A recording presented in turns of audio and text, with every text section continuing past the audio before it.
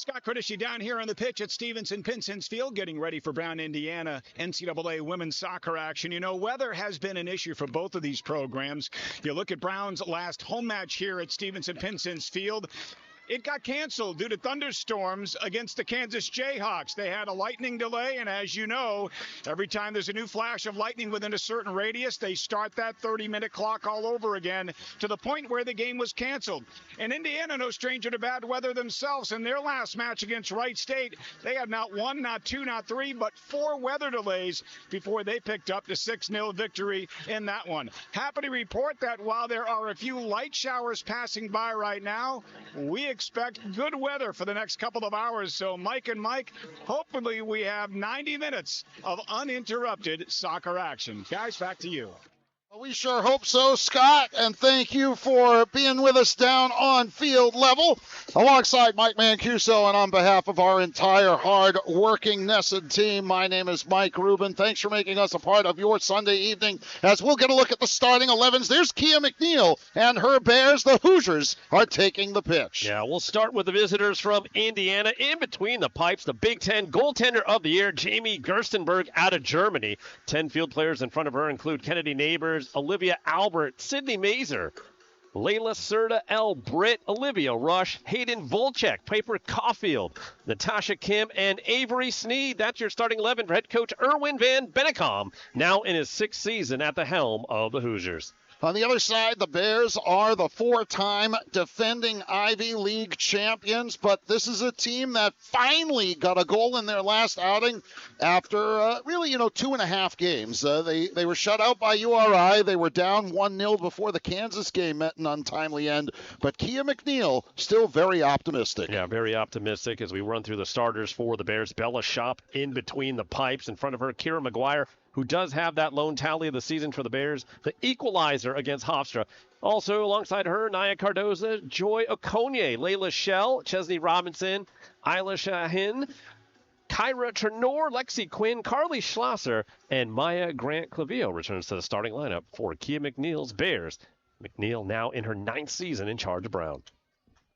And the Bears will kick off working left to right here in the first half from Stevenson-Pinson's as we are underway. A ball bounces back towards center. It's turned by Kennedy Neighbors, interrupted there by Layla Shell. She's bumped off the ball hard by Layla Serda, and it will be a free kick for Brown right off the bat. Yeah, Serda giving the business there to Shell right in the middle of the pitch. Pretty clear here, coming in from the side and behind.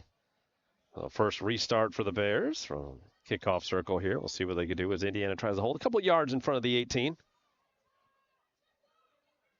Here's the service on a line into the area. Skips into the midst of Gerstenberg. Not a bad ball there by Shell. Just couldn't get a runner on the other end of it. Gerstenberg up to the task. And we talked about how well she played last year. Just a .82 goals against, .765 save percentage.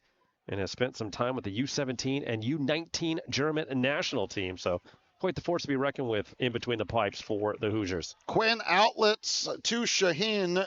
Ball bounces off the foot of Olivia Albert and will be turned upfield by Ellie Britt. Shaheen back checking towards her, comes to Serta on the near side. Serta, little touch, good look there for Britt. Plays it towards center. Quinn calls off, but the ball bounces toward the top of the 18 and is lifted over the net, but that's because it was deflected off of Natasha Kim's drive. It looked like it might have gone high anyways, but it was tipped by one of the Bears, and Indiana will have its first corner kick, first for either side of the match. Yeah, and this is where the Bears got to be careful. Coach McNeil talking about, she said she wanted to minimize those set pieces and balls into the area. Indiana so strong on these situations. Have had a lot of success already in the early part of the season, have the Hoosiers. Ball out toward the 6, headed down. It'll come back to Chesney Robinson. She gives it a knock. Shaheen tries to track it down, bumps off Olivia Albert, comes away with it in front of the Brown bench, shoulder to shoulder with Britt. That ball out of bounds, and it'll be a throw-in for the Hoosiers. And you can tell early on this is going to be a physical one out there. Both these teams are going to push each other, both physically and mentally. Bears' last match against the Hofstra team, that's always a challenge. For IU, they took on Wright State in that aforementioned weather delay special out in the Midwest. Nice turn there by Serta. Comes away with it. Does Britton. That will run for a goal kick after Chesney Robinson with the help defense for Carly Schlosser. Yeah, the 6-0 drubbing by the Hoosiers in that game on Thursday. Put them at 3-0 now. They've outscored their opponents 9-1 in the opening 3 games of this season. A 1-0 victory over the Volunteers of Tennessee and a 2-1 win at Ball State. Spend most of their time closer to home after this one. They'll take on Evansville and Lawrence before their Big Ten opener against Ohio State looming in a couple of weeks. And that's their future opponent for the Bears. They'll be taking on the Buckeyes on the road in a couple of weeks as well. Now, this is probably one of the tougher schedules we've seen for the Bears, at least in terms of some of the out-of-conference foes in recent memories, as Maya Grant-Clavio checks back to the ball. Serta is on it, comes back to Britt, and you can see what Indiana wants to do. They push the pass to Kennedy Neighbors. Outlet Serta left side. She'll be picked up by Carly Schlosser. Cuts back on Schlosser, does Serta, dribbles through. Cardoza stands her up. But you can see Serta, ball magician, near side. Good read there by Olivia Albert. Plays it down to the end, and that's going to be another corner kick as it was ticked out of bounds by one of the Bears. Yeah, silky smooth moves out of Serta. She was able to just weave around a couple of the Bears and in the end helps earn another corner for the Hoosiers. And again, this is where the Bears got to be careful. They don't want to keep allowing all these set piece opportunities and these corner kicks. Indiana does have the size advantage. That was one thing that Coach McNeil talked about coming into this one, something that was a little bit of a concern. And hence why they want to keep these balls out of the area. Cardoza gets ahead on that one. It bounces out to the far wing where it's going to be picked up by Sydney Mazur. Mazur defended by the Bears, Kyra Trenor. And it'll be a throw-in for the Hoosiers. Hoosiers were a 12-win team a year ago. Their most wins in a decade plus, actually. We'll talk more about their success as this one progresses because, as we said, this is a matchup between a couple of the irons of their respective conferences. Checking all the way back that time and winning the goal kick was Brown's Kara McGuire. The game-tying goal for McGuire came in the 88th minute against the Pride of Hofstra on Thursday night. And you talk about the success of these two programs. The Bears, the 4-time defending Ivy League champions, have not lost a regular season Ivy League game since 2019. Serta mixing it up there with Cardoza. And for Indiana, part of a mega conference now. 18 teams in the Big Ten, including number 1 UCLA, or at least number 1 picked in the preseason poll for the Big Ten Conference, which still doesn't sound right. No, it does not. So the first of 3 Big Ten opponents the Bears will play. The only one that they'll play here at home. Bears will hit the road and take on Minnesota and Ohio State this month. Good turn by Shaheen up the right side. Gets around the defender, chips it back towards center. Off for line, it's good! Gets a touch around Gerstenberg, and the Bears have taken a 1-0 lead 6 minutes into the first half. Oh, excellent run down the right wing there by Isla Shaheen, the freshman from Barrington, Rhode Island. Puts a dangerous ball into the areas. A little bit of a miscommunication there between Avery Sneed and Gerstenberg. Not sure if Grant-Clavio actually got a touch. Doesn't matter. It's in the back of the net, and the Bears have the early 1-0 lead. Sneed, a graduate transfer from Providence College right across town. One of the few players on this Hoosier team that would have seen some game action against the Bears. Again, the miscommunication in front, and the Bears lead 1-0. And Mike, this is a rarity for us to say this late into the season.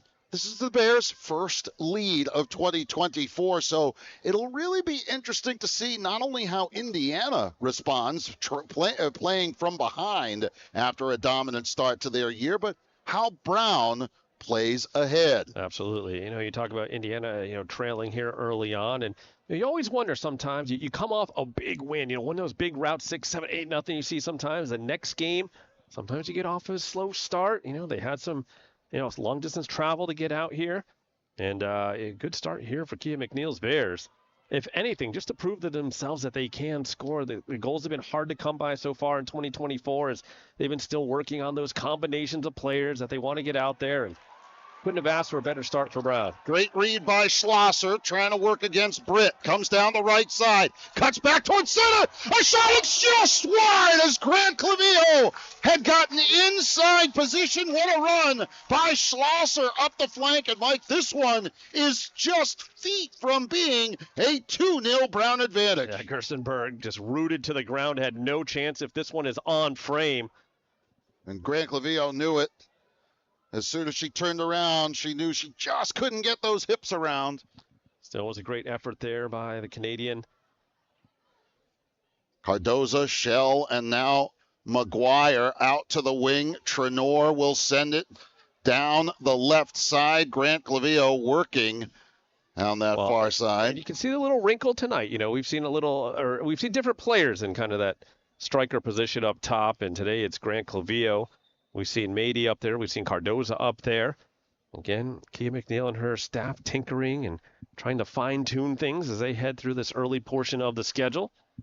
And she said one of the challenges, keep in mind, folks, the Brown just played on Thursday. Prior to that, they had played just a couple of days earlier on Monday, and before that was Friday. So this is 4 games in basically 10 days' time for the Bears, which means very little time to work on practice tactics. Yeah, and that's after a very compressed preseason as Indiana getting dangerous. That ball almost had eyes for Kennedy Neighbors, who leads them with 2 goals this season. Trenor on the left side, checking back to the ball. McGuire playing on the wing as it's centered for Neighbors. Looks back towards center. Good stick by Lexi Quinn, but it's going to be another corner kick, third of the evening already for the Hoosiers. Yeah, this is an Indiana team that averages almost 8 corner kicks per game, Mike, in terms of shots, almost 14 per contest, and they also average 7 shots on goal. Now, of course, numbers may be a little bit skewed after that 6-0 win over Wright State, but still, a lot of offensive power here for Indiana. Off her line comes Bella Shop. Ball redirects out of the box. And Robinson, or check that, Okonye looking ahead. Try to catch in transition Shaheen, and it'll work all the way back to Gerstenberg. Just a tough touch there from Okonye, whose name we hadn't called quite yet. And she had done brilliantly to get around the first defender. It was basically a 2-on-1 the other way. And if she hits that properly, it's off to the races for Isla Shaheen, who plays with great pace on that near side. Yeah, Shaheen has already made her presence known. Got a helper on the Brown goal. That came in the 6th minute. If you're joining us late, Maya Grant Clavillo from Shaheen at the 6-minute mark exactly. There was 39 even on the clock when she scored. Quinn dribbles around. We'll have to go back to Bella Shop. Shop will redistribute out to the left side. Cardoza. Cardoza put under there by Serta. Ahead for Trenor, heels to the far sideline, plays it in transition. Robinson, good look for Grant Clavillo. Looks to turn again on that far wing, double teamed by a couple of Hoosiers. It's eventually on the foot of Serta on the redirection for Neighbors. Out to the wing, here come the Hoosiers. Natasha Kim right side, and draws another, nope, this one's gonna be a goal kick, sorry, as that one tipped off the foot of Cardoza. Yeah, certainly was very close. Looks like Cardoza almost got a touch to it in the end, but you can see how Indiana's kind of clogging up that middle portion of the field. Also some good pressing action by their 2 players up top in Neighbors and Serta. And that proved to be a little bit difficult for the Bears to get through on their last adventure up the pitch. Pretty good crowd on hand here, despite the humid and a little wet conditions, although it appears that the precipitation, we hope, is going to hold off for the rest of the evening. Yeah, good contingency from the folks from Indiana as well. A lot of red and white in the audience here behind their bench. Lexi Quinn taking her space, looks to the left for McGuire, but pass a little behind her, and the Hoosiers will reset with a throw-in. Trenor steps up, stops the Yeah, the throw in. Bears do have to be conscious about the numbers that Indiana will push forward. when they are trying to win that ball back. And that's an area that Coach McNeil felt that they might be able to exploit a little bit. If they can get past that first wave, they could turn the number game in their favor. Trenor carrying left side. Grant Clavio on her horse. Was held on by Sneed. Good recovery on the right side. And sent away by Volchek. Yeah, Piper Caulfield. What wheels to get back that time and outpace Grant Clavio. She was a member of the Big Ten freshman team and named as one of the Big Ten players to watch this season. Here's Shaheen on the near side. Keeps it moving. Well played from the ground by Olivia Albert. Schlosser slowed up by L. Britt, and it'll be a throw-in for the Bears. Schlosser surveys the scene. That's Grant Clavio checking to her. Throws it in to Maya. Chest trap down and sent away by Albert of Indiana. Up goes Cardoza. Well, turn there by Layla Shell. Ends up on the foot of Serta. Nice takeaway, clean by Shell. Middle of the field. Looks to push. Doesn't have anywhere to go, but Schlosser, bit of a miss hit. Through the fingers of a fan, and I thought you had that one. No. If it would have got up here, of course I would have had it. You can see the Bears a little bit frustrated there. Shell, after winning it back, no one to really go to. Kind of forced it back to Schlosser, and was getting put under a little bit, and hence the slice out of bounds. Another throw in. Albert on the near side, over the head of Shell. Set up by Robinson to Cognier, and now Shell with a settle. We'll go back for Cardoza, playing in one of the center back spots. Bears going with 4 backs tonight. Another miss hit from Schlosser. Get a couple of different variations for the Bears in terms of formation. Tonight it looks like a 4-5-1 to start as the ball bounces to Olivia Rush. She'll settle back for Major and out to the right side for Piper Caulfield. She'll cross it back. Up goes Quinn and turned away by Shaheen. Bouncing into the middle of the field as down went Okonye. Nice positioning there by Robinson. Okonye, tough touch, and Britt's shot goes wide. It was going wide, but Bella Shop diving to her right to keep it in the field of play. And doing well to not give up a corner there. Yeah, you're right. It might have been off the inside of the leg of Schlosser on second look. Real time, I wasn't sure, but Shop matters not. Shop in the brand new gold kits now for the keepers.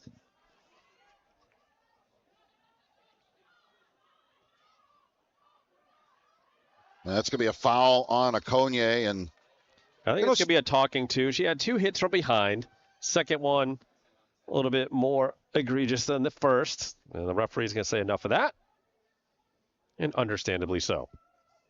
And we'll get another look, as you can see Okonye to the right. There's one. And there's two. Yep. We're going to get away with it twice, that's for sure, as Serta, the first year from Duluth, Georgia, takes the free kick. Keep an eye on Avery Sneed, who's up there. She used to be a set-piece monster for the Friars. I mean, she had a tremendous career in her 4 years, about 3 miles up the road from here at Brown, as she played for Sam Lopes and his side. And last year, she was second team All-Big East. The year before that, also second team, and she was a member of the 2010 All-Freshman team. And, you know, with all those accolades, they named her to the Big Ten preseason team to watch as well.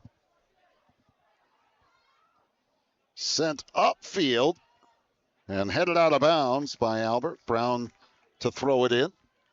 So we are a third of the way through this first half. 1-0, Bears leading on a Maya Grant Clavio goal. She's on the ball near side, taking her space against Albert. Albert, good recovery, and has to turn and send it out of bounds. Yeah, really nice defense there from Albert, the junior out of East Lansing, Michigan. Able to outrun Grant Clavio and just make the safe play in the end. And a stoppage as the referee and head coach Erwin Van Bennekom. Seems a little angry right now with something. I think he's saying maybe perhaps that the Bears may have moving the ball down the pitch a little bit as they're trying to take these throws, or not sure exactly what he's so angry about, but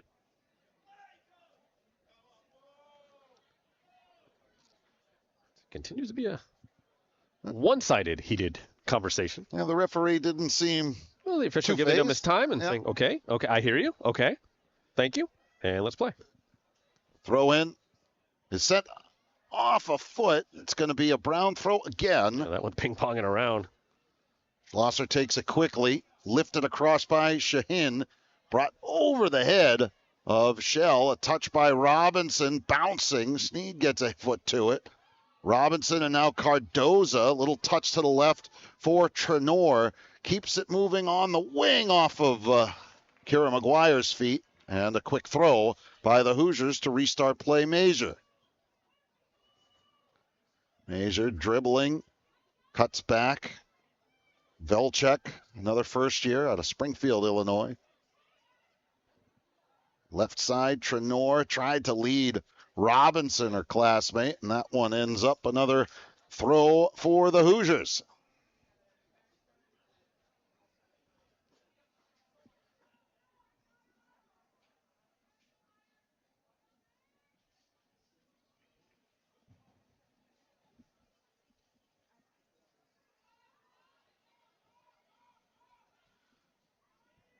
The Hoosiers in the NCAA tournament a year ago was their first trip to the dance since 2013, and their fifth all-time in program history, a program that goes back to the early 80s. Yeah, they wound up falling to St. Louis in that first-round game by a 2-0 score. It is a very storied program, men and women's soccer, at SLU, I'm sorry, and of course, Indiana on the men's side has long been one of the perennial powers. Women, again, having a terrific year a year ago. Yeah, they were unbeaten to, I believe, their first 11 games. They were 9-0-2 to start the season.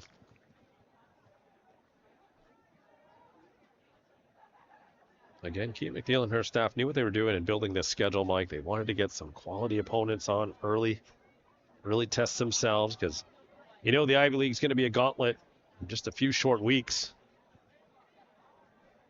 You mentioned that they've scored a lot of goals, but they've done it with 6 or 7 different goal scorers have the Hoosiers so far this season. Actually 8 of them, and 11 with at least 1 point as well. So they've been very balanced. I've got a lot of players got run against Wright State and made the most of their opportunity against the Raiders. Yeah, with those 6 goals they had, none of them were by the same player. Yeah. 6 different players in that one scoring. That makes a coach happy, that's for sure. Cardoza will go all the way back for Shop.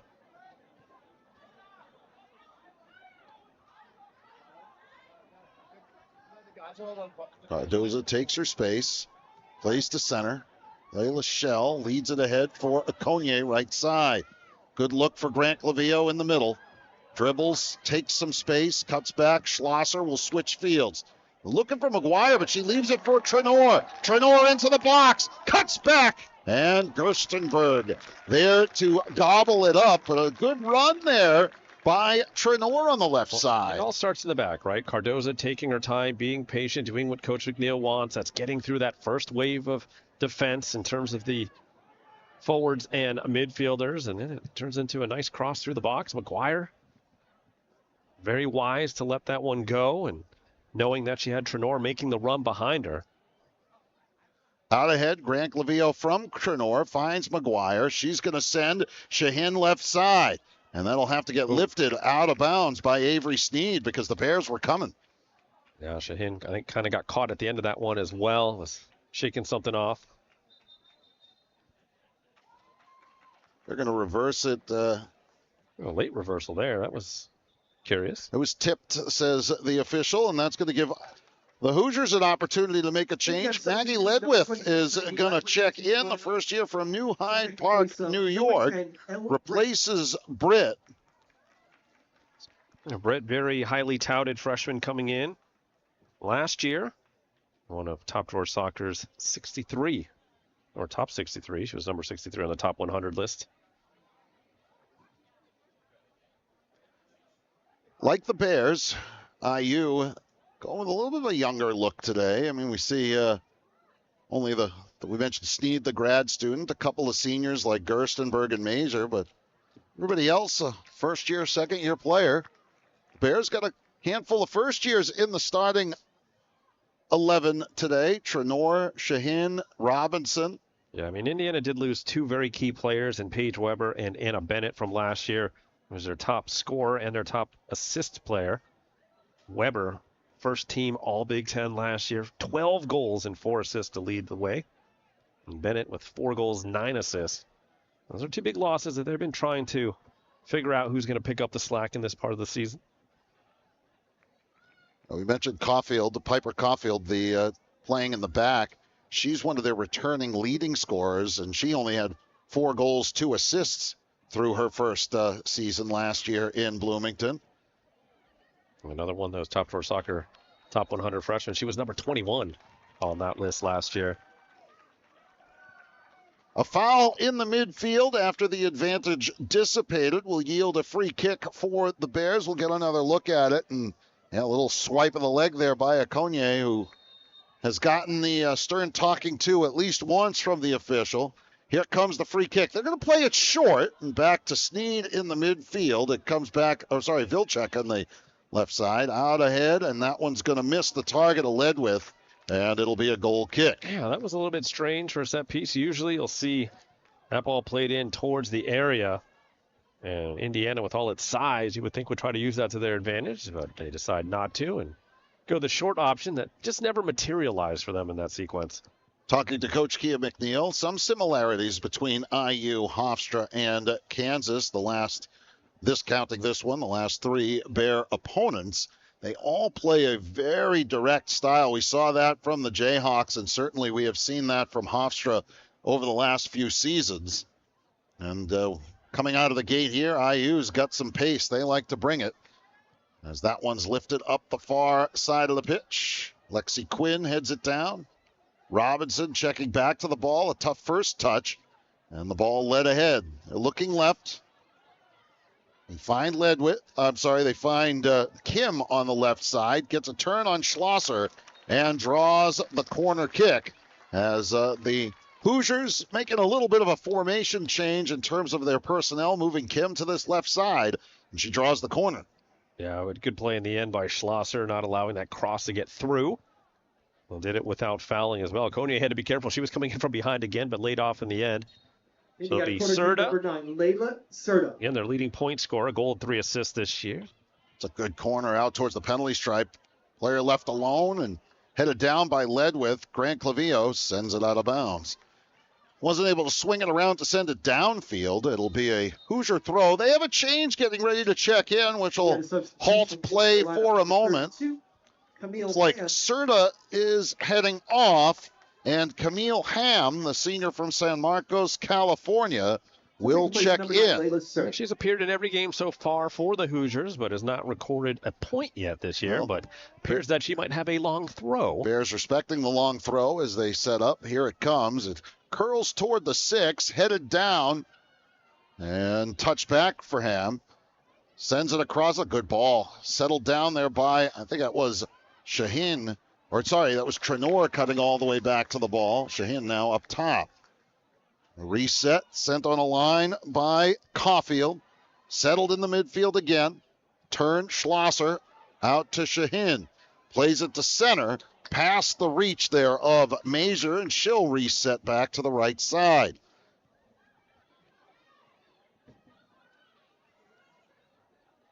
Vilcek, the first year, gets some pressure from Grant Clavillo, sends it up and over the top. Ball's going to end up on the foot of Quinn. It just kind of died. I think Trenor initially thought it might be heading long for a goal kick, but ball just kind of backspun to Quinn and draws another throw in for the Hoosiers, who once again will send. Yeah, they're going to get aggressive here and try to make something happen with these long throws now that they've got Camille Ham in there. They keep bringing Sneed up into the mixer.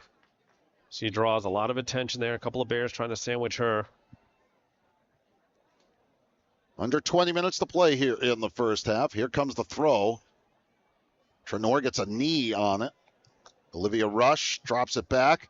Ball will curl towards Bella Shop, who easily handles what was a cross. Felt like an eternity for that ball to drop into her. I think she was waiting, finally drops in.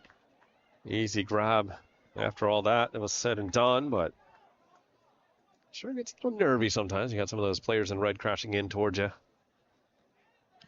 Big punt from Shop out to midfield. A lot of players out in the middle of the pitch. It bounces to Cardoza, who redirects it out of bounds off of Kennedy Neighbors.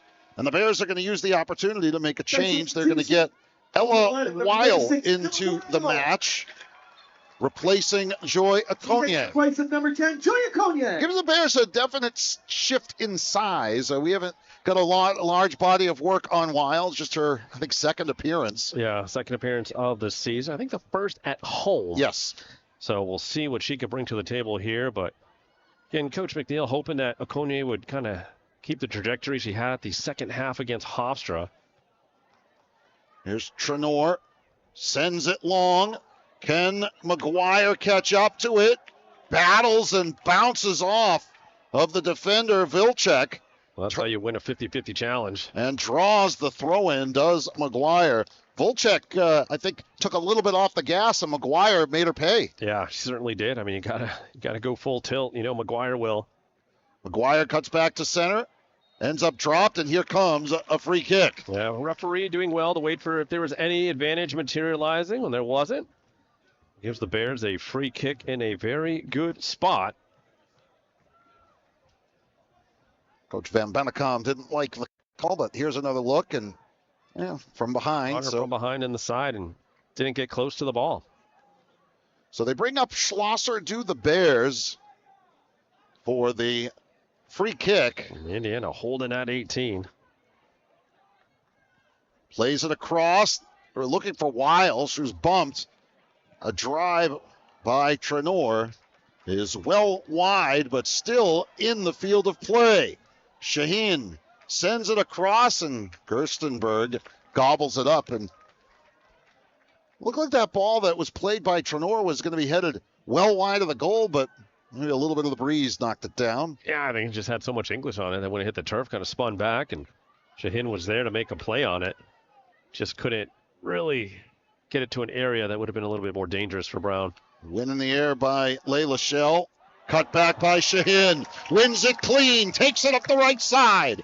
Shaheen looks to cross. Puts it on the foot of Grant Clavillo and turned away by Olivia Rush. A little heavy on the first touch by Grant Clavillo, but we're seeing why Isla Shaheen is just so high on her as are the Bears. She has proven to be an electric player so far in this early portion of the season for the Bears.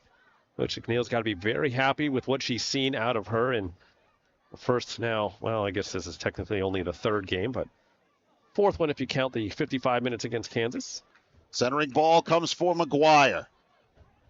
Continues to carry, squares it off. Schlosser chips it up and well out of bounds for a goal kick. You got to like the intensity and the fire the Bears are playing with right now, trying to keep Indiana back on their heels. And Indiana, you know, the first couple of minutes, maybe 2 or 3 minutes, they seem to have a little bit of advantage. We're able to work it through up to Layla Serta, create some chances. But really, since then, the Bears have carried a majority of the play and have enjoyed a majority of the possession as well. Shots are even at a couple apiece, at least in terms of shots on goal, as Gerstenberg sends it up the far side. Gerstenberg is nearing the all-time wins mark at IU. He's about 10 shy of number 1. She's right now sitting at number 3, so it's definitely within reach, depending on the Hoosiers' fortunes this season. She certainly gives them an opportunity every time. She's between the pipes. As it comes back, Shaheen putting some pressure on Schlosser, now near side, battling with Natasha Kim. Shell comes away with it. Shaheen, Schlosser. Bears have some space. She's going to send it up the near flank. And here comes Grant Clavillo, putting some heat on Avery Sneed and drawing another throw in as we enter the final 15 of the first half. I've been watching Erwin Van Bennekom, and he has been heated. He thought there was some contact earlier on that was not called. Again in that sequence, got up immediately out of his chair, screaming at the official. He is a little hot to trot down there right now. Schlosser for Cardoza has Quinn as a safety valve, but is going to go all the way back to Shop, who's going to force Kennedy Neighbors to run at her. Shaheen hands it her back, comes back near side, and there's a run down by Schlosser. There'll be a foul called as she ran down Natasha Kim on the near side, right by the IU bench. You could only imagine the reaction if this was not called a foul. It's the right call. I mean, it's almost 50-50, but you often see that not called.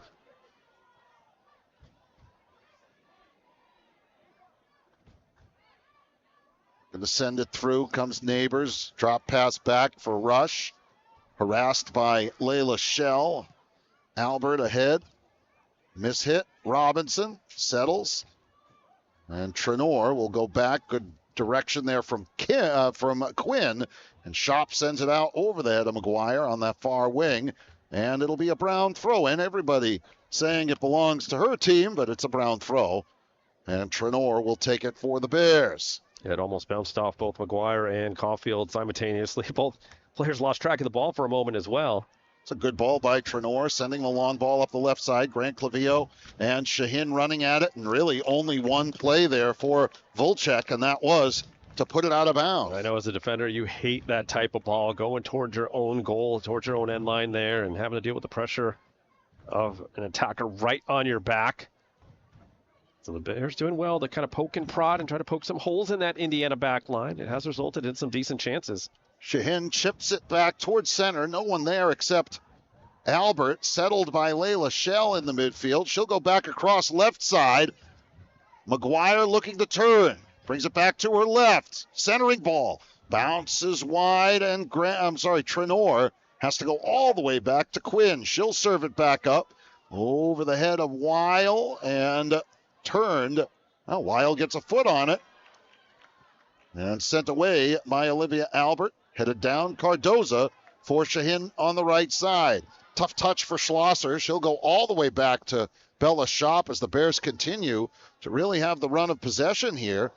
Bump in the midfield. Weil couldn't get the clean handle. And to the near wing again. It comes for Kim and Albert as we head toward the 12-minute mark remaining here in the first half. And a whole bunch of subs getting ready for Indiana. 4 at the table to check in. Coach Van Bennekom going to make some changes soon and hope he can salvage something out of this first half.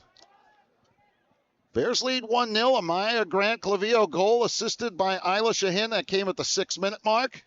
As the Hoosiers head to center. Robinson, the steal.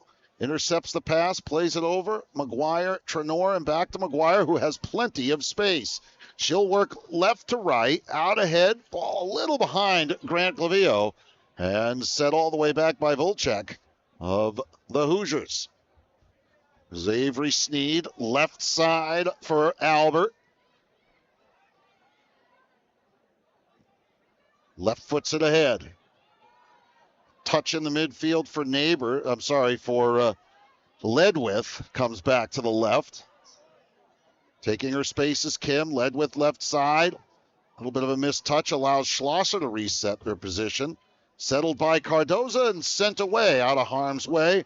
Grant Clavillo went up. Second ball, Shaheen. Settled there by Rush. Looks to turn, and here comes Kim again. Looking to drive and sends that one well wide. The Bears will take it.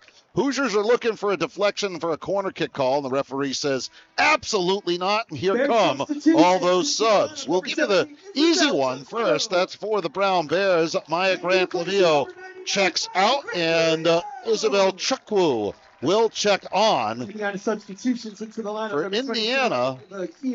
Well, they got For 31, Hope Paredes. We saw 3 come off. Still looking for the 4th. Hope Paredes came in. Paredes came in, and so did Costello. And Josie Pratell, the freshman from St. Louis, Missouri. She's out there as well. So, and also, where is that last up?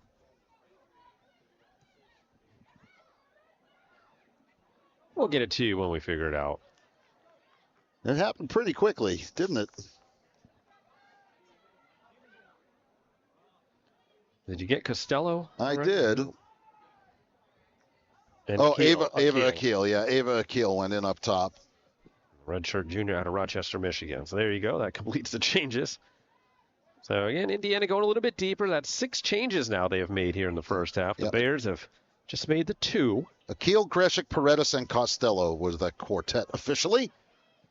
And Bears mix it up. Now they've got McGuire a little bit more central as they put Chukwu out there on that kind of left wing side. Makes McGuire more the target woman up top. Referees letting what looked like an arm ball go as the Bear bench wanted it. Thought it went off of Akil's arm to an advantage, but just as well could have been her chest. Throw in nonetheless for the Bears. Under 9 to play here in the first half. Little turn. Touchback by Paredes and sent away by the IU back line. Stepping up Trenor. And Chukwu and Robinson watching. Right to left comes Paredes. It'll come with a bouncing ball to Schlosser and sent up the right side. Couldn't quite sneak it through, and now ball turned. Shaheen couldn't get there. And, boy, Coach Van Bennekom again wanting a call. Yeah, I think Indiana wants a deflection on every single ball that's played out. Now the poor fourth official is going to get the earful because he, of course, has absolutely everything to do with that call. While the touch for Shaheen, Chukwu left side. Trenor taking her space, steps in front, comes back to Weil. Weil looking to turn, drives a shot. It's blocked. And Trenor will go all the way back to Lexi Quinn. Robinson, Trenor lifts one back towards center. Settled by Weil. Plays it to center and sent away easily by Greshik. Yeah, I think that's one on video review that Weil will know that she could have done a little bit better with. And that's the thing Coach McNeil has talked about with this team. You know, they've done a lot of film review and video study just because of the tightness of their schedules, and that most of her players have been very self-accountable when reviewing the different clips and realizing maybe some things they could do a little bit differently out on the pitch. And recognizing, even the ability to maintain optimism and humor in the film room is, as she put it to us. Yeah, and, she said, despite getting off to the 0-1-1 start, the group is doing great. She said that they've been going over these decisions, doing all that extra work, and, just trying to get everybody more up to speed on just playing what she termed composed urgency. They just need to pick up the pace in a couple of situations and make a few more intentional decisions in that final third. Following the foul, a free kick here for Indiana. As the Bears look to get another change ready at the table. That one's going to come in on Shop. As some traffic was coming from Lauren Costello. Shop looking very confident, though, early on tonight. Shop listed at 5'9". Certainly carries her presence well. Plays it short for Quinn. Here come the Hoosiers, though. Bears going to have a little more urgency there, as that the Indiana made them pay. Yeah, I didn't feel that was maybe the exact decision that they were looking for there from Shop to put it on the turf, when you could see Ava Akil just licking her chops to try to get a piece of that one. Fresh legs coming in with great pace, and should be another goal kick for the Bears, and they'll utilize that to make 2 more changes. Substitutions. Would appear that for Brown, Brooke Birtwistle will check on. It's her first career appearance for the Bears, the freshman from Hopkinton, Mass. And also in Naja Mady, lady out of the Ivory Coast. Weil and Robinson check off for the Bears. And number 36, Ella Weil.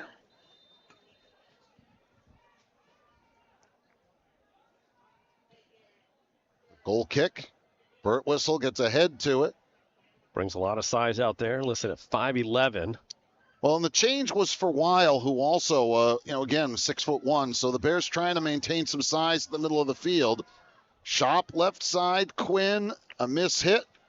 And Indiana had a sub ready to go. Yes, they did. So Olivia Smith, the junior from Fishers, Indiana, will check on. And for the Bears, Angelina Vargas replaces Isla Shaheen, who gave them some great minutes. She was fantastic. And Obviously played a huge role in the opening goal of this one. Number 14, Olivia Smith. Olivia Rush checks off for the Hoosiers, who've gone 7 deep. Here's the throw. Quinn with a head to it. Ball brought back down, lifted away by Birtwistle, and undercut was McGuire. Play on, says the official. Ball comes to Vargas, looking to transition. Swings it out to the left side for Trenor. The Bears look upfield. They got a runner on the left side, and a tough touch off the side of the foot. Yeah, I think she felt some pitter-patter there. Caulfield in the vicinity, as was, I believe, Volchek. Well played there by Lexi Quinn, out of bounds. As we enter the final 3:45 of the first half. Big throw in. Got a couple big throws to the Hoosiers. Ball bounces, headed back off the head of Birtwistle to Greshik. Some good possession there by Greshik, out to the right side. Trying to complete the run.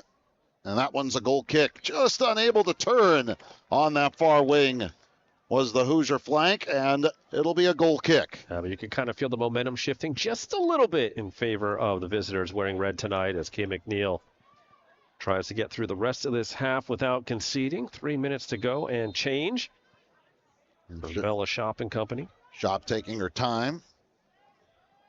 Here comes the goal kick, arm up. And quickly out of bounds.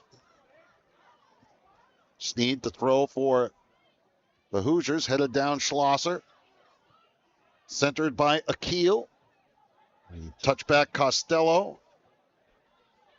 Caulfield. Olivia Smith left side for Sneed. Redirected by Birtwistle, who held her ground. And another throw in. Turnover as Layla Shell bounces it out towards midfield. Ball with some English, though. Volchek off the back of Akil. And a hard foul. Now, that was more the kind of incidental contact, but definitely a foul. As getting in a good spot there was Mady, who had just checked in. The Bears are going to have Birtwistle take the free kick. And get another look at the contact. Right there, just clicking feet. Yeah, it's got to be frustrating for Camille Ham in that situation. Certainly was no intent to foul, but still a foul nonetheless. Shakwu is going to get called for the return on the foul down the wing. They'll back him up, will the officials. Gerstenberg will come up to take the free kick. Haven't had too many fouls in this one, 7 or 8 combined. Yeah, listed at 4-3. It's 4 on the Bears, 3 on the Hoosiers. Layla Shell for Mady. Trying to send McGuire. Caulfield turning. Good look there for Olivia Smith. Keel, and now all the way back for Volchek. Spread the field, do the Hoosiers all the way to the far side to switch. Ham turning on Trenor. Good look. Out to the right side, and it's going to be just a little long, the touch. And Ham, a little frustrated, wanted the Hoosiers to finish that run, but it was just beyond the reach and speed on that far wing of, I believe, the 26, Maggie Ledwith. Yeah, now you're going to see Bella Shop take the air out of this one. Bears down to about 30 seconds or so. The remainder of this half. Shop sends it to the near wing. Off of Akil's foot. Schlosser will get called for the foul. They're going to have to hurry, though, with just 15 seconds left. Here comes Caulfield. She will put the ball down. 9, 8, plays 7, it short. 6, 5. Smith sends 4, it upfield, 3, and that 2, will run. 1. And the Brown Bears will go into the locker room with a 1-0 lead on Indiana after 45 minutes of college soccer. And Mike, a pretty good half, I think, if you're a Brown Bear fan. Absolutely, and lots of positives for Akeem McNeil's side. Namely, the goal they got early on, 6 minutes in, Grant Clavillo's first of the season from Isla Shaheen. That has the home side on top heading into the halftime intermission. We're going to take a timeout. We are at the half here at Stevenson-Pinsent. That goal there, the only one of the first 45 by Grant Clavillo. Her first of the season. And the Bears lead 1-0 at the break. We'll be right back. This is the Ivy League on Nesson.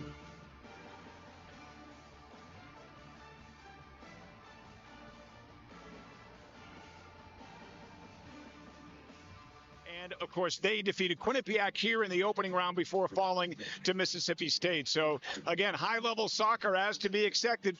Fun 45 minutes to start, and I bet you the last 45 will be good as well. Guys, back up to you. Now, Scott mentions the Bears advancing in the national tournament a year ago. It was the Ivy League really putting on a real spotlight onto itself, Mike. I mean, all four teams, first of all, four Ivy League teams advancing to the field in and of itself is pretty special and unique. It does not happen that often. But of the four that were in the Ivy League tournament here, Brown, Columbia, Princeton, and Harvard, they all advanced. Yeah, certainly proved that they all deserved to be there in that field last season. And, the Ivy League tournament was, just so exciting. Brown was able to host that as the number one seed. They wound up actually losing in the first round in the semifinals to Columbia, but what a tournament it was, and all four teams deserve it of getting that bid to the big dance and then making sure that they belong there, each winning at least one game in that tournament. But all that's in the past now. Both these two teams looking forward to the future. And right now on hand, 45 minutes for this second half for the Bears to try to take down the Indiana Hoosiers out of the Big Ten. It would appear that the Bears are going back to their starting 11 for the start of the second half. That is correct. So Coach McNeil not messing around. Going back to the 11 that started this one. And Indiana looking like... It looks like they did the same. They have returned. Well, they still have Costello out there as their right back. So they kind of moved some players around. Looks like Sneed is playing on a wing. She was a center back, and it looks like Volchek and I believe Volchek and Caulfield are now the center backs with, as you mentioned, Mike, Costello on one side and Sneed on the other. I think most importantly, Layla Serta back out there, Sydney Mazer as well, Kennedy Neighbors, some of their more attacking and scoring threats out there for the Hoosiers. Now, we mentioned the conditions of this one. Game time temperatures are in the 70s, so not unbearably hot, but very humid. Yeah, very humid. So it'll be interesting to see how that affects the players. Of course, Coach McNeil told us earlier this year that her team was very fit coming back, but nothing can really prepare you until you get into game time pace with the mugginess and humidity that's out there. A lot of moisture in the air. The windows to our press box up here are all fogged up. Yeah, and I feel a little bit of a sheen to it, a little bit slick down there. We've seen players kind of lose their footing a little bit here tonight because of the slickness to this artificial surface. And chopped down on the wing was Grant Clavillo. She wanted a call. It didn't come. Quickly in transition come the Hoosiers. Serta lays it off. A good look. A drive. And a blocked shot. Great recovery by Trenor. Yeah, Trenor, a heck of a play. Mark that one down. Phenomenal job getting back and staying with her attacking player in El Britt. And then pays the price at the end of that play as she got tackled out of bounds. But here's another look at that stop. That's a great ball into the box, and that's just a great stick. Britt almost got a handball off of it. Yeah, as that play was developing, though, I was thinking in my mind, the Bears got to be so careful. Indiana can score from range. They did it multiple times against Wright State earlier this week. Speaking of, the ball played across, Schlosser sends it away. It's over the head of Volchek, and she will track back. And much like the first half played out, Indiana shot out of a cannon. Yeah, you figured they were going to come out with some fire and intensity. I'm sure that Coach Erwin Van Bennekom had some choice words to try to get his team fired up. Shoulder-to-shoulder challenge from Shaheen yields a whistle and a quick restart for the Hoosiers. There's Coach Van Bennekom in his sixth season at the helm in Bloomington.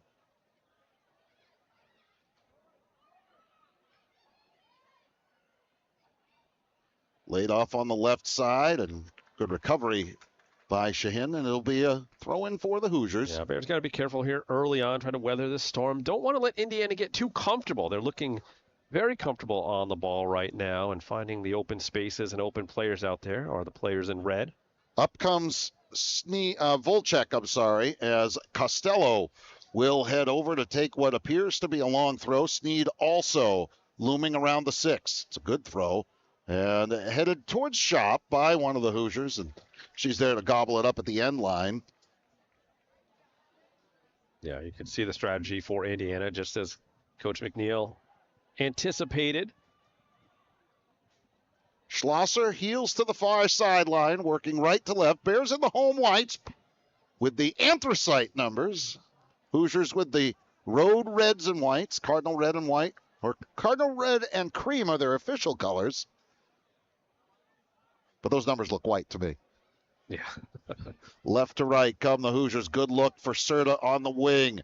Looking to neighbors in front, perhaps. Dribbles through. Takes a shot. It's stuck again by Trenor. And the Bears doing a little bit too much ball watching, I think, there, Mike. Yeah, a little bit too much on their heels right now are the Bears. Indiana really pressing forward right now, feeling some extra confidence coming out of the halftime break. There we talk about one of the more dangerous Hoosiers out there in Serta.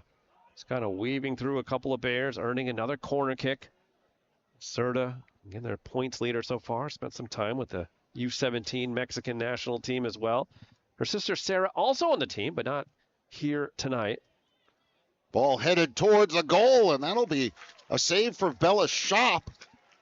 Handled easily, but certainly getting the desired noggin on it from that corner kick for the Hoosiers. Well, the Bears' last possession, they did well to get past that first wave of defense, got to the other end of the field, but it was the transitional moments for Indiana and getting up the pitch so quickly. And there again, the pressure coming from Kennedy Neighbors, able to force Bella Shop into the errant pass as the pressure up front, getting to the Bears a little bit early on in this second half. Natasha Kim. Ball set back in by Sneed and awayed by Brown out that far sideline.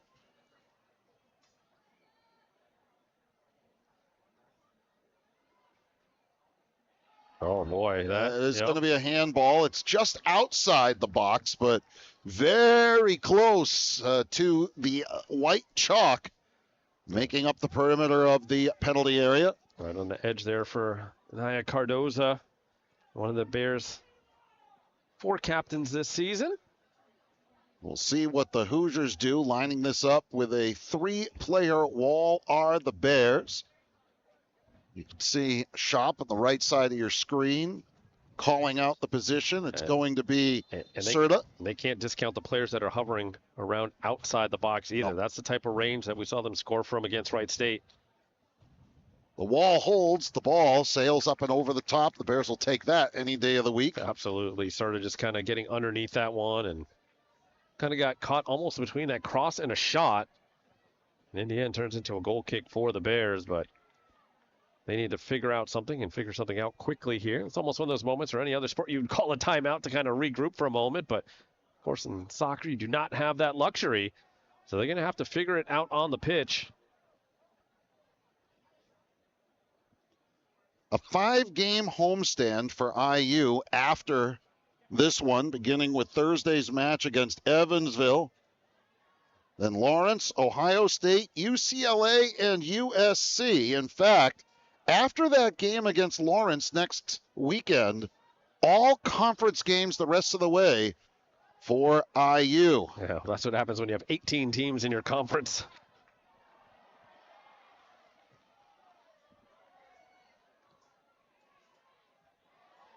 An 11-game conference regular season for a conference that is still named the Big Ten.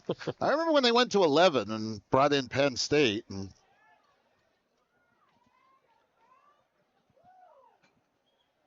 That seems an eternity ago, though, now. I can't keep track. I've tried. Just imagine what happened to all their travel budgets this year. Oh, man. Oh, boy. Ricochets right off the... Yeah, the referee's got to stop play and just make a quick check on Mazer to make sure she's okay. Yeah, she gives the quick thumbs up almost immediately. Yep. Good to see. Yeah, absolutely. The near sideline. It's going to be a Indiana throw. Never did get to one of the Bears. And throw in will go all the way back to Gerstenberg. Yeah, it hasn't been too busy. As the Bears with just 2 shots on goal so far tonight. Lexi Quinn stalls that ball out of bounds. Yeah, the home games come in waves for IU the rest of the way. Their next 5 are at home. Then they play 3 in a row on the road at Oregon and at Washington. Then they'll head to Iowa, host Purdue, Wisconsin, and Illinois, then visit Minnesota and Nebraska to end their regular season. Yeah, the Bears will alternate a little bit more. Ball jostles around. Costello, the shot, and a score! The ball had a seeing eye for that side netting. I think Shop thought one of the Bears was going to get a kick at it, and I think the defense thought that it was Shop's. Either way, we are tied at 1. Well, you can just feel it coming, Mike, out of the break. It has been almost all Indiana. And they finally get the equalizer they were looking for. Again, not much on this. Cardoza, I think, thought Shop was going to get it. Shop thought Cardoza was going to play a touch to it. Lack of communication there, perhaps. And in the end, the Hoosiers with the equalizer.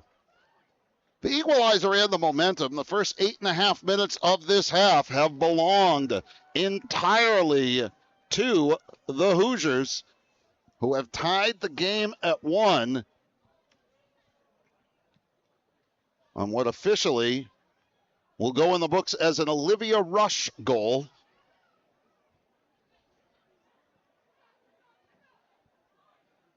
And if it is Rush, she joins the scoring frenzy for IU as they continue to have a whole lot of players down that roster that have found pay dirt this season. Okonye, middle of the field, lost the handle. Working left to right. Ball comes to Robinson. She dribbles. Outlets to McGuire. Good read by Costello. Got it all started with a throw in that last sequence. And Cardoza sends it out to midfield. IU locks it back in. Losser. Goal first of the season scored by number 17, Olivia Rush. Just got to go back to finding that composure that they had in the first half. They look a little bit antsy out there, a little bit rattled. Certainly have to find a way to match the energy that Indiana has brought to this second half. And sometimes maybe even better just kind of working around the back. Get some touches, build some momentum with your passing. The second half has been all red and white through its first 10 minutes. Indiana, the equalizer on an Olivia Rush goal. And again, I don't know that Shop had a good look at it. Either way,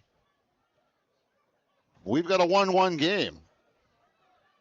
And, Mike, I think, right now, Indiana not just playing with some confidence, but seemingly like they have an extra player on the field with the way they're spreading the field out. Yeah, the Bears look just a bit discombobulated right now. Cardoza lifts it, drive towards center, headed down by Lexi Quinn. And the Volchek sends it right back in. Shaheen couldn't get there. Left side Sneed takes her space, works over to the wing. A good look for Kim. Looks to turn, swings it in front, over the top of L. Britt. Near wing, Mazer. Looks to take McGuire. Has Britt behind her. Coach Van Bennekom wanting the call, doesn't get it, and in the end. Yeah, I'm a little surprised that wasn't called. It seemed like McGuire went right into the back of the Indiana player. You got it right between the numbers.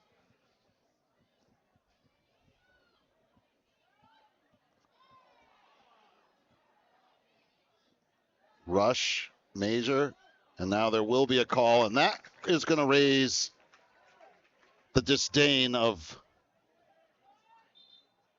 Coach Van Bennekom. And the referee going to stop the clock as the ball well down the other end of the field.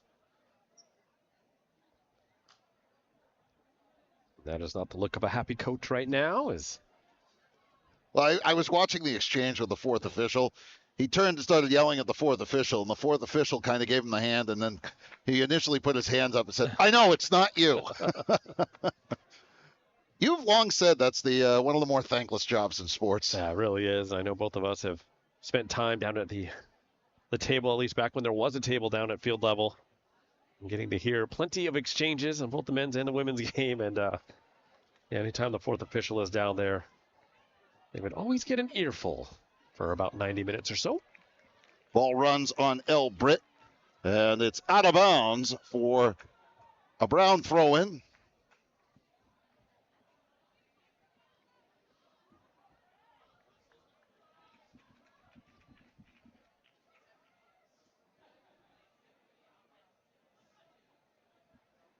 It's Trenor for the Bears in front of the Hoosier bench.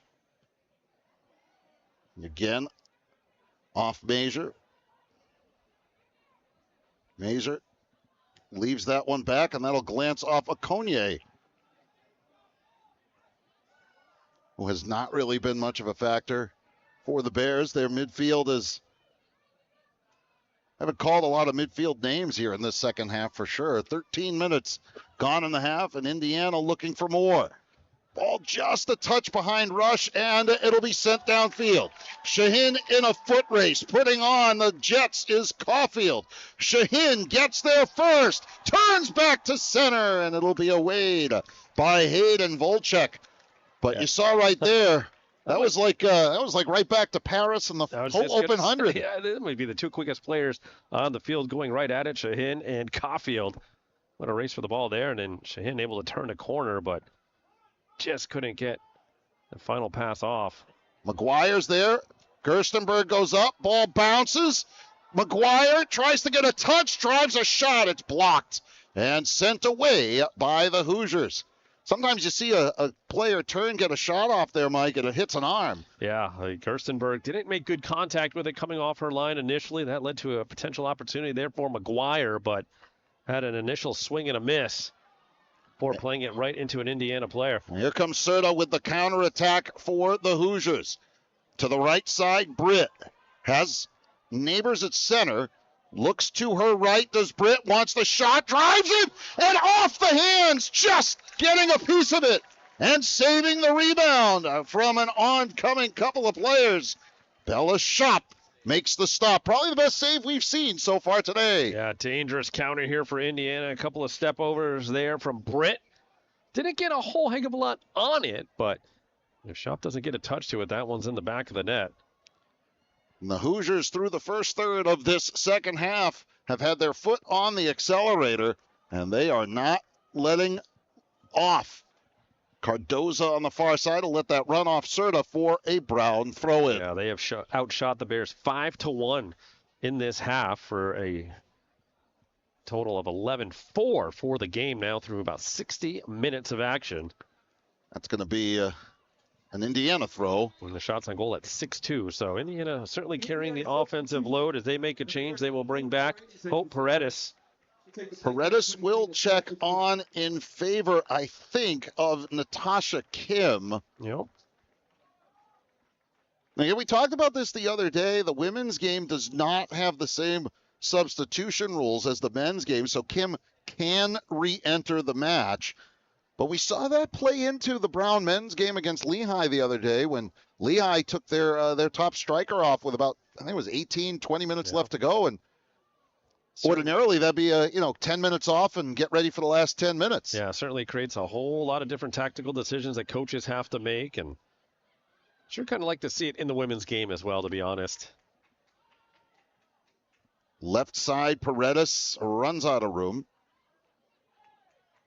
Maggie Ledwith, who came off the bench on the first half, stands at midfield waiting to re-enter for the Hoosiers. Turned on the wing and lifted out of bounds by Avery Sneed. Mentioned a bit of a homecoming for Sneed, the native of Wrentham, Massachusetts, right up the road from here. Couple towns over from where Burt Whistle of the Bears. One town over from where I am. Yeah. It's literally almost a mile away. Played next door at Providence College. Did Sneed, had a great career for the Friars. Getting a grad year. This will be the last year of the Ivy League grad years, at least. At least without injury redshirt. The COVID years. Yeah, the COVID years, I should say. Good cutback by Trenor. Distributes to center. Shell fights through. Great work by Serta. Serta working left to right for the Hoosiers. Shell, though, able to win it back for the Bears. That's been a nice little battle. Shell and Serta. Trenor, some fancy footwork. Gets through 3 Hoosiers. And she might be one of the players of the game right now for Brown, Mike. She's been outstanding, has been Trenor. Starting to definitely fill into that position very quickly. I mean, this is only her third official, 4th game ever in a Brown kit as it's played back to Gerstenberg, who outlets to Sneed on the left side. She keeps it in, chips it ahead, and Paredes will get free with Carly Schlosser heading back. Settle in the mid by Cardozo, dribbles around Serta, centers for Layla Shell. Shell has a couple players coming and played it off square behind Robinson, who thought Schlosser was there, and that will finally allow a patient Ledwith to re-enter for Serta. Yeah, and I have to imagine, because of the sub rules, that they will bring in Serta one more time before this one is all wrapped up. Now, she's been a force out there.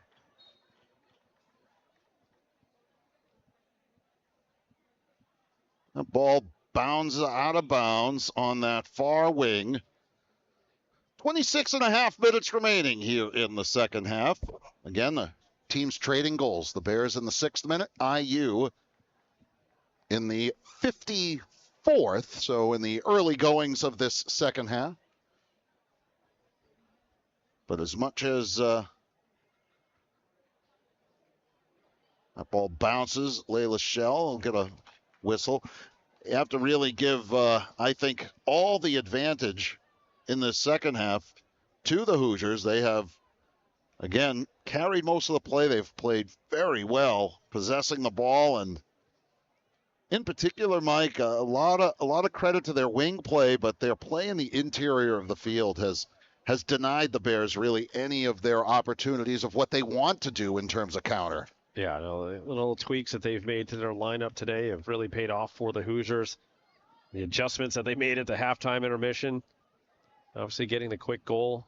Roberts. A matter of how the Bears can respond. Grant Clavillo cuts back, drives a shot, and it's going to trickle wide of Gerstenberg, and the Bears have perhaps one of their more exciting advances into the final third, but changes will come for the Bears as looks like Ella Weil Bears substitution. and Naja Mady, who did see action in the first half, returned for the second half, and Aminata Davis, who we saw a bit last year on the wing, checks in. Looks like she's going to play a midfield spot. Yeah. First appearance of the season for her. You know, Davis played in 10 games as a starter last year. And official coming back over after stopping the clock, and not sure. Going to need to sort out here. Well, I think the Bears, Layla Shell checked off, and so too did Grant Clavillo. And I think Okonye. Weil with a touch to the right side. That's Schlosser. Opening up for her on the wing is Davis. And Schlosser continues to take her space. Fresh legs. Good touch from Shaheen for Davis on the right side. Can she turn? And she could, but didn't quite. She had space, Mike, but couldn't quite swing it around. Yeah, tough sometimes. You come in fresh off the bench and immediately get the ball played to you full speed in transition, trying to make that cross and just slicing it out of play. We'll see if the Bears can exploit some of that space on those flanks. They had some success for sure in the first half, going down that right side with Shaheen. Midfield. Mady. And a hand on her back. And yeah, also getting pulled as well. Major just kind of doing all she could to slow her down. Olivia Smith readying her next appearance for IU. Here comes the restart from Cardoza. The free kick comes about 7 or 8 yards to the left side of midfield. Chips it up. Davis on the move. Out to the far wing. It's going to be headed out of bounds. It'll be a Brown throw. Schlosser will take it. And how many times have we seen Avery Sneed do that over the years? You a little bit more than me, but yes, you are correct. Wild toward the corner. Davis couldn't quite turn it around, and it will be a goal kick. The aforementioned Smith will check in for Indiana. And it looks... For 14, Olivia Smith. Is she going to take Rush? Yes, she is. So Rush, who scored the IU goal. Yeah, one Olivia for another. Back for the Bears, number 4. And Angelina now Vargas. checking out, Angelina Vargas replaces Kira McGuire. As we near the midpoint of half number 2, we'll do a quick reset for you, folks. Score 1-1. Bears getting a 6-minute goal from Maya Grant-Glavio. The Bears surrendering a second-half goal to Olivia Rush in the 54th minute. As the ball comes through, Bella Shop off her line. Dives down on it for our entire hard-working Nesson team. Scott Cordishi down on the field. My broadcast partner, Mike Mancuso, and Mike Rubin. Thanks for making us part of this Labor Day weekend.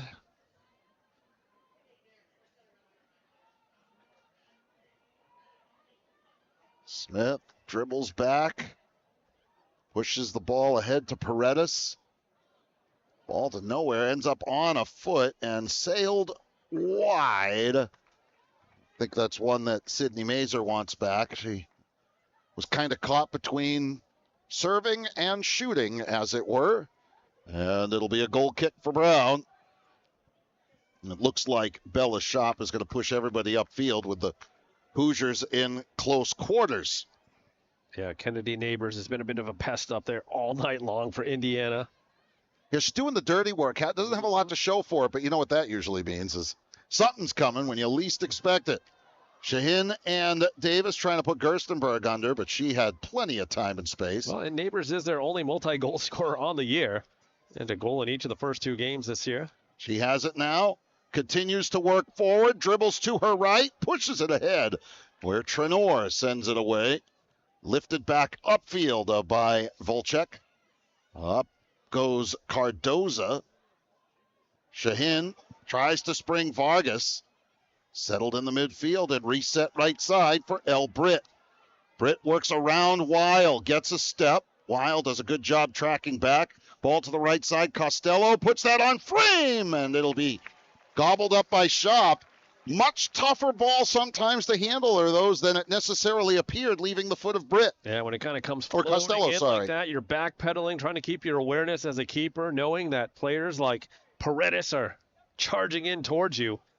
The other day we saw so Bella Shop able to keep that one out. The other night we saw Lehigh's goaltender actually going back into the goal. His body was in the goal, but he had enough presence to keep the hands out in front of the goal line on a ball that looked very similar to that, albeit on the other end of the pitch. And Brown men taking a 2-1 victory over the Mountain Hawks in their season opener. Back for the Bears, number 14, Layla Shell. Layla Shell will check back on. Looks like Robinson is heading off for the Bears. Yes, indeed. Shell, the junior out of Virginia, transferred last year from the University of Tennessee. Yeah, didn't play at Tennessee as a freshman in 2022. Came over to Brown as a prized transfer for Kia McNeil and her staff, and has been in the starting 11 ever since.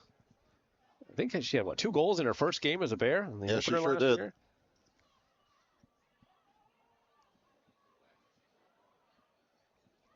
Bears had a little bit of a different look a year ago.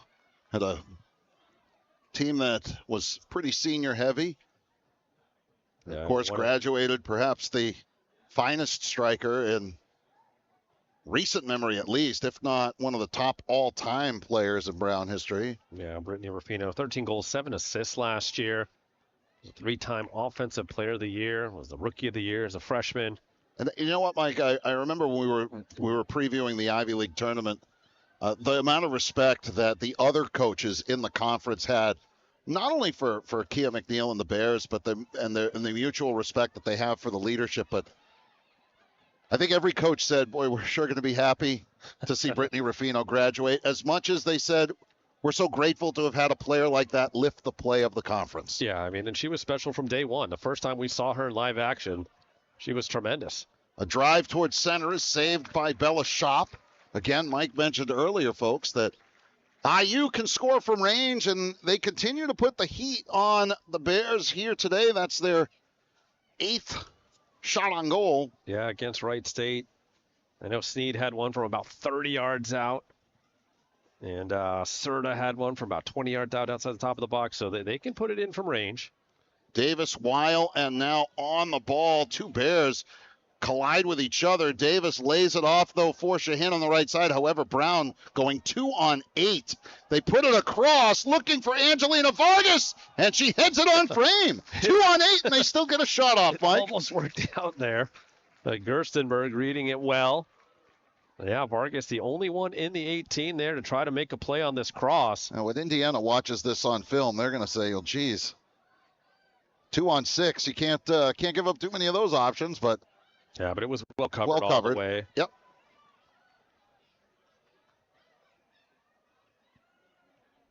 Touch to the far wing. Paredes stripped by Davis.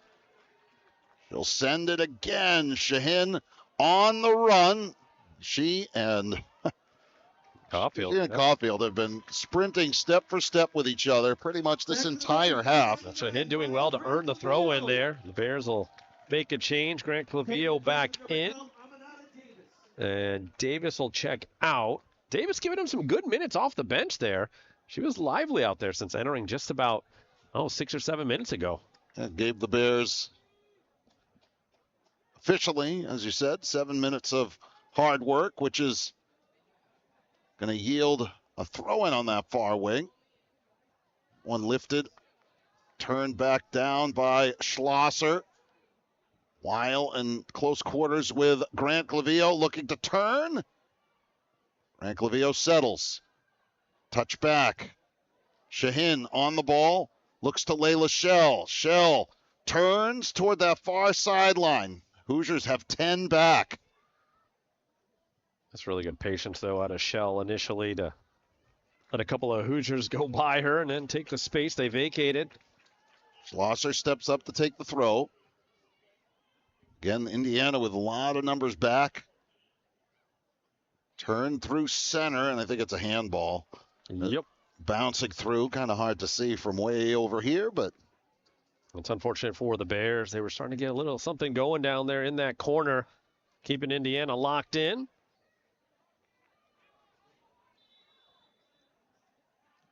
I say hard to see from our vantage point, like we have a bad vantage point. It's got to be the best in New England, I think, for soccer. I can't think of a better one. I mean, we were spoiled all those years with the vantage point of the old Stevenson Field press box. It was small, it was tight. We're going to get a card, Mike? Either that or a Stern talking to. Yeah, Stern talking to. As Métis, the guilty party there, is. What was great about that old spot was we were like right on top of the action. We're a little bit further up, but man, you do not miss anything from up here. This is, again, a premier facility for sure for both soccer and lacrosse, as the Hoosiers will have a free kick. With clock stop, 15-17 on it. Kira McGuire getting ready to check back in, but the Hoosiers with a free kick first. Put it on a line. Métis saucers it over to that far wing, and that one's saved by Shell. That was going to be a corner. That's a heady play there by the veteran Shell. Don't want to give up another corner as more changes come for both sides. Marissa Greshik, along with Natasha Kim and Olivia Rush, check in for the Hoosiers. Angelina Vargas is off in favor of McGuire for the Bears. Number 23, Natasha Kim. And number 17, Olivia Rush. So L. Britt, along with Ledwith and Smith, off for the Hoosiers in that last bevy of changes. As we near 14 and a half past now in this one remaining. Trenor taking no chances. Outlets to Mady, who will send it upfield. Making a run on it. Grant Glavio put just enough under it to draw a Brown throw-in, and that's making something out of nothing if you're a Bear fan. Rare miss hit there out of Lauren Costello, a senior who had transferred from LaSalle after 2022. Now, is LaSalle still in the A10? Yes. Okay. There are a couple conferences we could still... but also another conference that has number 18 is teams? misleading. Yeah. Good cutback by Mady. Off to the right side. Shahin works to the end line. Too heavy a touch. Was trying to beat on the turn Piper Caulfield, and that's been a great battle all day, but Caulfield wins that version of it, episode of it, I should say. And checking back in, Robinson for Mady. 13 and a half to play. Yeah, so some quick rests for some of the Bears, getting them back in. Stop the clock for that substitution. I thought it was only under 15 with the team leading. Maybe with a tie, too? I don't know. We'll have to check on that. Either way, ball sent up that far wing.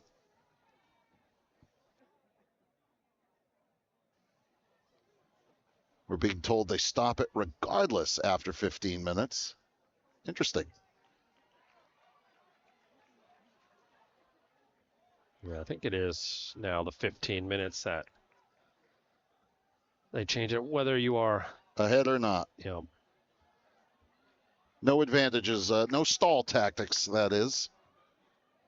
Schlosser stepping up to take the throw. Getting pushed back a couple of feet by our center referee. Grant Clavio had the Brown goal. Scissored that one down. Sneed sends it away. Saved by the fence. Otherwise, that was off to the darkness. Into the abyss.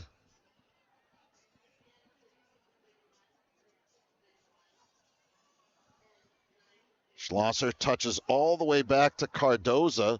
Little juggle. A bit of a mishit. Paredes out ahead for Greshik. Wins that battle. Ball turns back. Good step by McGuire to avert Velchek. And well, I had to stop the counter there as Indiana was starting to get numbers forward as they like to do. And now we get the return of Layla Serta, who has been dangerous, along with Camille Ham. So off come Paredes, and it looks like Kennedy Neighbors checking off. And it'll be a throw-in for IU with about 12 minutes to play here in a tie game. Big throw as advertised from Costello.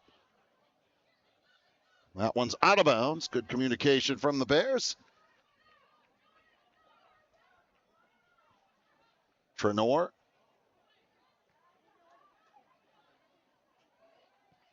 Sent upfield by Layla Shell. Shahin in the midfield. Cuts back. Works with Weil. Comes back left side. McGuire has some space on the flank. Bears with some numbers. McGuire puts it across. Gerstenberg the touch. The drive. Ricochets out off a defender. Stepping up. Layla Shell is going to get called for the collision on Ham. Some good numbers on the counterattack. First time we've seen an audible sort of eruption from the crowd here as the Bears tried to make Indiana pay on the transition, the counter. Again, the space was there on the flanks. This time it was Kira McGuire finding it. A nice, dangerous ball into the area. Gerstenberg got there first. And then able to clear it away in the end. They're going to send McGuire again over the top. Here comes Gerstenberg. And she has to play it. Oh, that's got to be a card for time wasting. That was silly. Yeah, kick the ball. That's going to stop the clock. It would have been the Bears trying to take a long throw, a quick throw, not a long throw necessarily. Maybe he left his cards at home. A lot of stern talking tos, but. Yeah, Gerstenberg didn't need to kick it, but a veteran move. Oh, 100%. Lucky she got away with it, too. Now, if it were Lehigh's center back, he got carded just for watching that play. Quite a few cards. Weren't there, though? Card a game they're averaging, and then some. Well, that's just him. Yeah, that's what I mean, just him. Trenor throws it in. And ball sent away by Costello. Quinn, good second ball. And Benecom, the coach, wanted a call. Here comes Shahin. Battles on the near side with Caulfield. This has been just a great one-on-one battle. Turn back to center, and it'll be picked up at the end line by Gerstenberg. Yeah, the Bears now all of a sudden have started to find their groove offensively. Cause Indiana some problems. Really, the first 25 minutes of this half have been mostly in favor of the Hoosiers. And the Bears, though, coming on strong here in the final 15, maybe. Yep. Gerstenberg sends that ball upfield as the native of Berlin, Germany. Ball bouncing to the left side. Kim ahead. A good look for Greshik. Turned away, nice ball. Quinn will go all the way back to Shop. Very close quarters there was Ham, Mazer, and now Costello sends it back towards the area. Up goes Cardoza, tough first touch. Ham collides with Layla Shell, and Lexi Quinn sends it away. Shahin battling with Caulfield again. Sneed turns it towards center, trying to leverage Robinson, ping-ponging the ball around. Weil gets back for the Bears, settles for Schlosser, and the Bears will reset. Schlosser to Robinson. She turns and sends the ball up the wing. Up went Grant Clavio, giving up a couple of inches, though, to Sneed, who wins it in the air, and a get out to Marissa Greshik in the midfield. She turns on the far sideline. Works back to center. Good stick there by Schlosser to slow her down. Mazer on the ball in the midfield. Works left to right. Squares it up for Costello. Good stick by Kira McGuire. McGuire has some space. Trying to push for Shahin, and just a miscommunication. You see a smile on McGuire's face. That was the old Shahin zigged, and she thought she would zag. Shahin was just starting to look back when McGuire played it wide. Yeah, you're right. The zig instead of a zag, and it turns into a turnover. Gerstenberg will smash it back ahead. Trenor wins it in the McGuire near side. Keeps it alive, and it's going to be a throw-in for the Hoosiers. McGuire doesn't like it. If anything, should have been a foul as well. Well, the fourth official is going to come into play here and reverse it, much to the dismay of the Indiana side.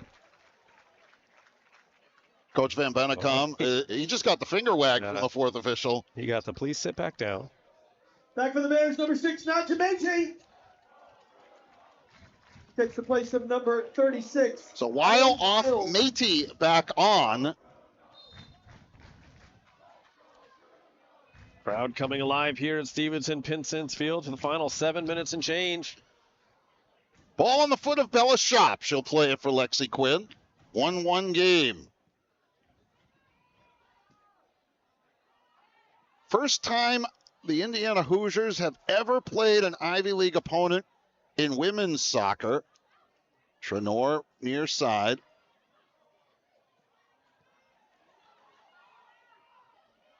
There you see that pressing action out of Indiana, forcing the Bears all the way back again. I was recalling with you before the game as that one heads out of bounds for a Brown throw. Oh, no, they're gonna reverse. I think there's gonna be a foul called. That Indiana actually came here with the men's team 20-something odd years ago to play in what was then known as the Brown Classic. Lost to Yale and then beat the Bears in the second game. Under then Coach Jerry Yeagley, for whom their home pitch is now named. Changes coming back in for the Hoosiers as Ham checks off in favor of Britt. And number 32, Camille Ham.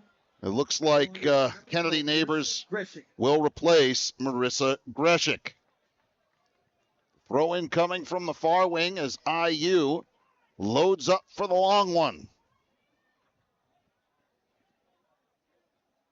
Layla Shell was there, but wisely allowed the Hoosiers to head that out of bounds, and it will be a goal kick. So the Bears get a couple of days off after this one. They'll play on Thursday evening against Central Connecticut. Blue Devils coming to town after falling to Holy Cross earlier today, 2-0. Shop's goal kick. Knocked down. Serta in the middle of the field. Working to her left.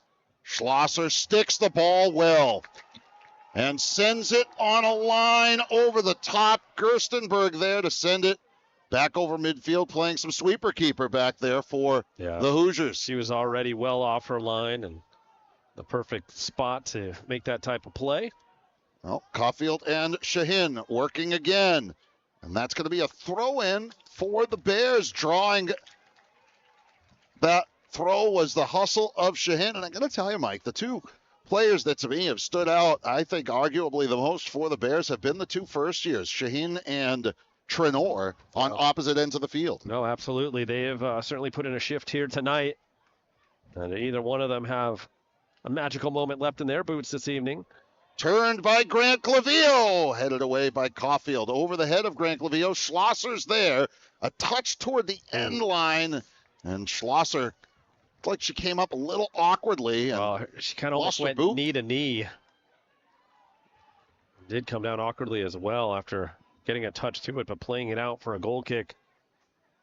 Indiana still in search of the go-ahead goal, as are the Bears. They've been knotted up since the 54th minute.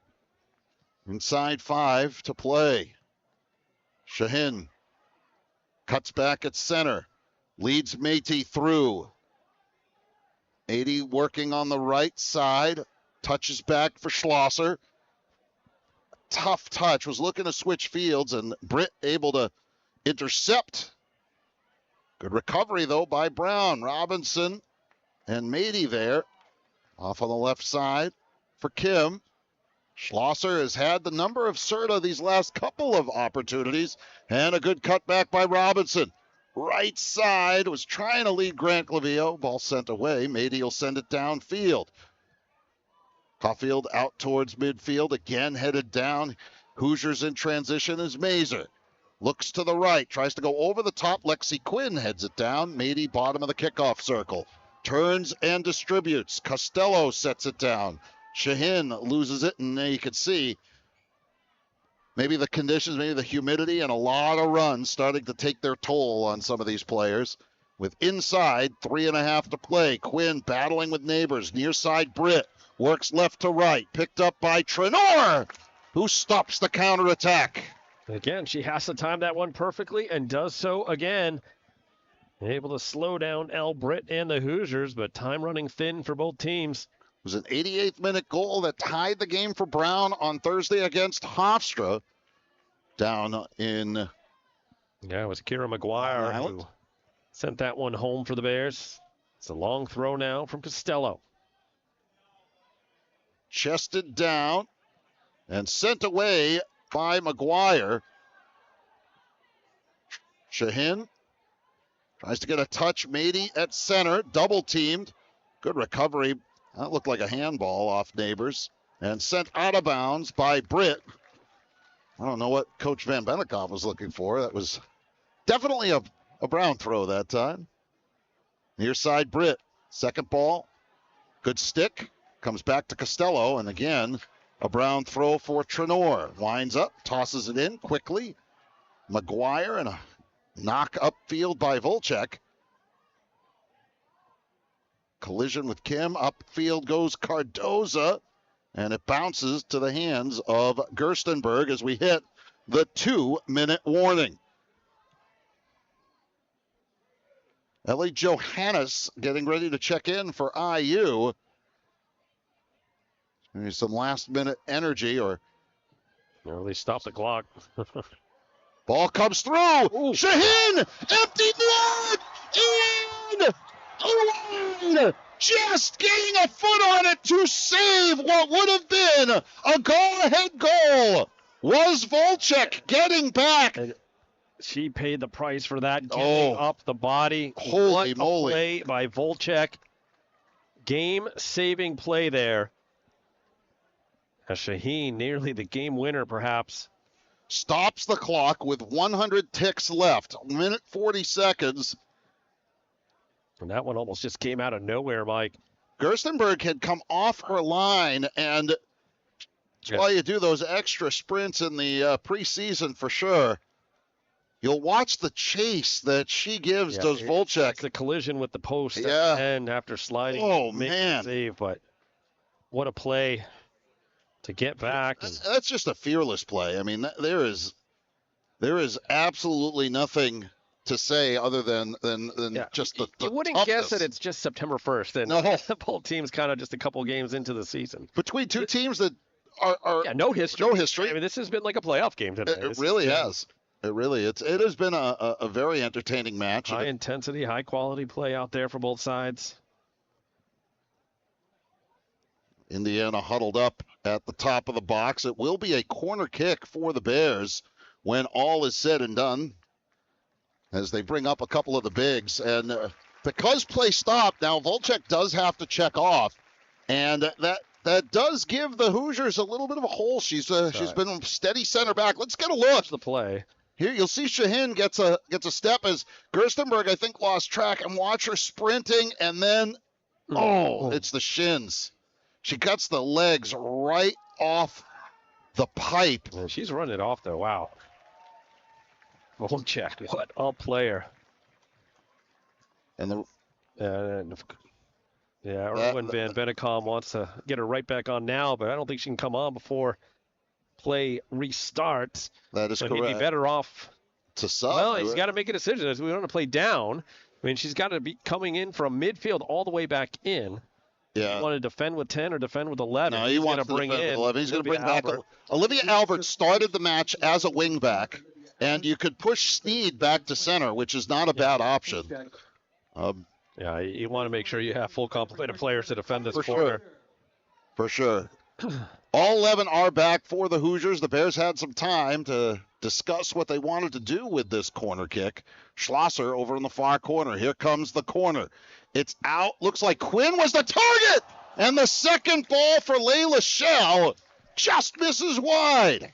Great ball from Schlosser, and Bears getting what they wanted. Not one, but two cracks at it. Bears are going to have to try and put it under quickly as we're under a minute and a half to play. Ball sends upfield. Quinn, first ball. Second touch, Cardoza bounces to the near side, and there's going to be a foul called on Kennedy Neighbors for the collision on Cardoza. A little reckless. Well, she came in just a little bit late. Cardoza certainly got there first, and now they'll stop the clock and take a look at Neighbors. As that was another hard collision. She was coming full tilt. Cardoza, obviously a brick wall back there. Oh, that's. I think, this has been coming since the first 5 minutes of the game. Coach Van Bennekom of the Hoosiers has been booked. He's been very vocal and very testy out there with the fourth official all night long. And the center ref, for that matter. I mean, I think it was building. Oh, to say the least. And that is the first card of the game. It is. No one has been carded tonight. Well, I think if you're a coach, you'll sometimes have to take one. Well, I mean, you got to show you got your players back. Absolutely. So can't fault them. Nope. Trenor will throw in for the Bears. Takes a toss looking for McGuire. Again lifted out of bounds. Another throw in for the Bears in under a minute to play. Tosses it in. That's Shaheen on the near side, who's essentially been a man mark all half long. McGuire will put the ball down for Trenor, but that's going to take some time. About 5 seconds ticked off. Extra 35 on the clock. Lifted back towards the goal. Gerstenberg off her line. And we'll see what she can do to send her mates downfield in a hurry. Out across midfield. Good ball. Lexi Quinn there to send it toward midfield. McGuire, and now here comes Shaheen, who is going to be whistled offsides. Yeah, she was coming from an offside position after Gerstenberg had played the ball, so no dissent there from either of us, as Gerstenberg will put the ball down, and the final seconds will tick away. And it seems like a 1-1 draw would be an appropriate result for this half, for this match, Mike. I mean, this was well played by both sides here tonight. Both teams carried play at different portions of the game. And in the end, Maya Grant-Clavio for the Bears early on, and the answer from Olivia Rush in the second half. And both teams creating some quality chances. But in the end, it'll go down as a 1-1 draw. We're going to take a quick timeout. When we come back, we'll have our post-game coverage from Stevenson-Pinson's Field here in Providence. Final score once again, 1-1. Bears and Hoosiers with the draw. We'll step aside. This is the Ivy League on NESN.